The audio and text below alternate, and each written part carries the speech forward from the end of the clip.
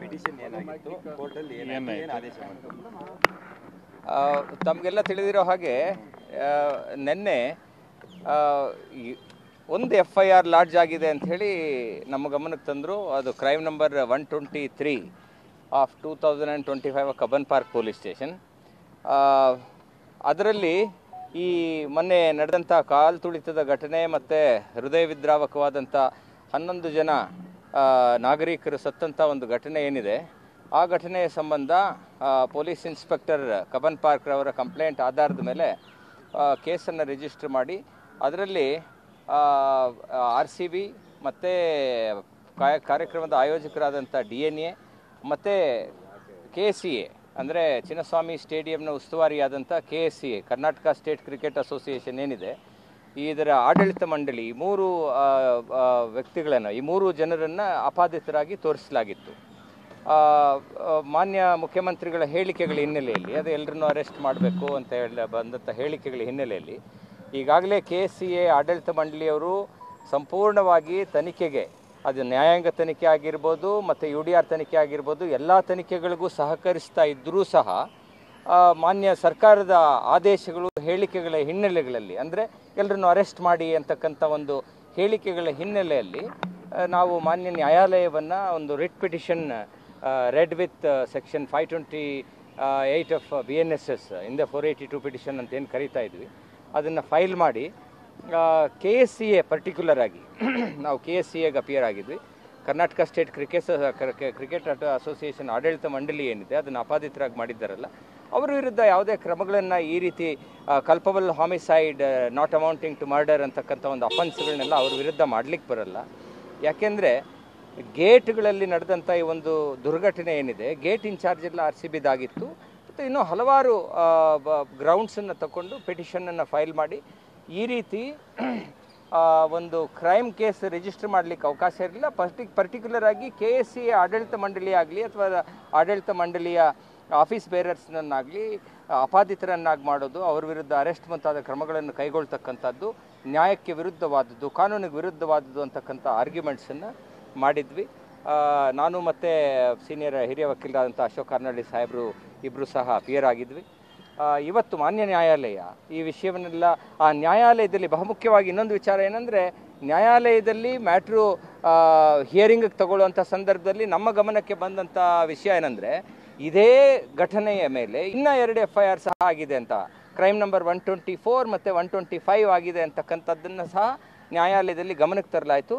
ಆಗ ನಾವು ಹೇಳಿದ್ವಿ, ಒಂದೇ ಒಂದು ಭೌತಿಕ ಘಟನೆಗೆ for a single physical incident there can be multiple FIRs and multiple investigations. ಹಾಗಾಗಿ ಎಲ್ಲ ಕೇಸ್ಗಳಲ್ಲಿ ಒಂದು ಪ್ರೊಟೆಕ್ಷನನ್ನು ಕೊಡಬೇಕು ಅಂತ ಮಾನ್ಯ ನ್ಯಾಯಾಲಯಕ್ಕೆ ನಿವೇದನೆ ಮಾಡ್ಕೊಂಡ್ವಿ. ಅಡ್ವೊಕೇಟ್ ಜನರಲ್ ಸಾಹೇಬರು ಶಶಿಕಿರಣ್ ಶೆಟ್ಟಿರವರು, ರಾಜ್ಯ ಅಭಿಯೋಜಕರಾದಂಥ ಬೆಳ್ಳಿಯಪ್ಪ ಸಾಹೇಬರು ಅಪಿಯರ್ ಆಗಿದ್ದರು ರಾಜ್ಯದ ಪರವಾಗಿ. ಅವರು ಬಹಳ ವಿವರವಾದಂಥ ವಿಚಾರಗಳನ್ನು ನ್ಯಾಯಾಲಯ ಕೇಳಿದ್ರು. ಈಗಾಗಲೇ ಮ್ಯಾಟ್ರನ್ನ ನಾವು CIDಗೆ ತನಿಖೆಗೆ ಹಸ್ತಾಂತರ ಮಾಡಿದ್ದೀವಿ. ಈಗ ಇದೊಂದು ದಾರುಣವಾದಂಥ ಘಟನೆ, ಯಾವುದೇ ರಿಲೀಫ್ ಕೊಡಬಾರ್ದು ಅಂತ ಅಬ್ಜೆಕ್ಟ್ ಮಾಡಿದ್ರು.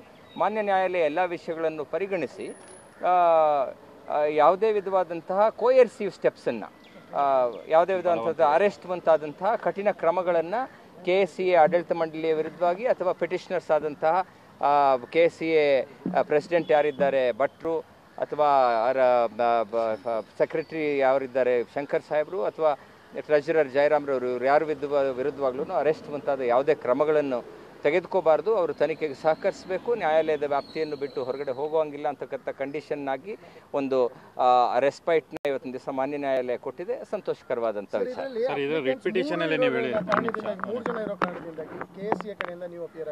ಹೌದು, RCB ತದನಂತರದಲ್ಲಿ ಅದರ ನಿಮ್ಮ ಹಿಯರಿಂಗ್ ಮುಗಿದ ತಕ್ಷಣ ತಗೊಂಡಿತ್ತು ಬೆಂಚ್.